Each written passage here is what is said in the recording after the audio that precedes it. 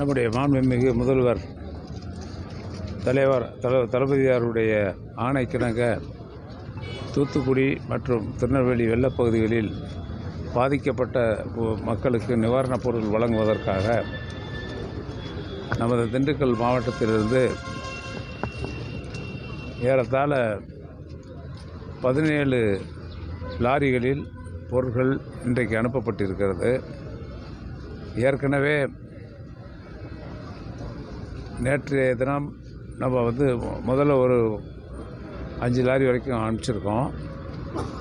அது நீங்களாக இன்றைக்கு மட்டும் தொடர்ச்சியாக 27 லாரிகளில் சுமார் 3 கோடி ரூபாய் மதிப்புள்ள பொருட்கள், எல்லா பொருட்களும் அடங்கிய தொகுப்பு அங்கே வழங்குவதற்காக இன்றைக்கு 27 லாரிகளில் இன்றைக்கு பொருட்கள் அனுப்பப்படுகிறது. காய்கறிகளும் அனுப்பப்படுகிறது. அதில் நம்முடைய மாவட்ட நிர்வாகத்தின் சார்பாக ஏறத்தாழ 1.5 கோடி அளவிற்கு பொருட்கள் சேகரிக்கப்பட்டு இப்பொழுது அனுப்பப்பட்டிருக்கிறது.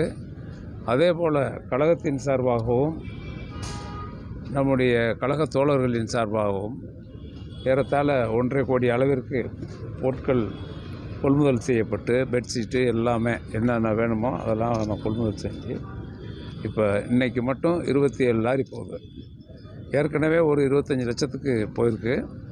இப்போ எல்லாம் போனதை சேர்த்தா மொத்தத்துக்கு காய்கறியும் சேர்த்தோம்னா 3 கோடி ரூபாய் அளவிற்கு பொருட்கள் நம்முடைய திண்டுக்கல் மாவட்டத்திலிருந்து மாண்புமிகு முதல்வர் அவர்களுடைய ஆணைக்கிணங்கவும் நம்முடைய செயலாக்க திட்டத்துறையினுடைய அமைச்சர் மாண்புமிகு உதயநிதி அவர்களுடைய வேண்டுகோளின் அடிப்படையிலும் தொடர்ந்து அனுப்பப்படும்.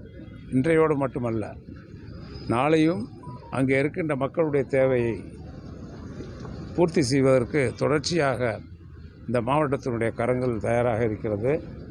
நாங்கள் தொடர்ந்து அவர்களுக்கு மாண்புமிகு முதல்வர் அவருடைய ஆணையை ஏற்று உதவிகளை வழங்குவதற்கு தயாரான நிலையில் பணிகள் நடைபெற்று கொண்டே இருக்கிறது. நாளைக்கு அனுப்புகிறோம்.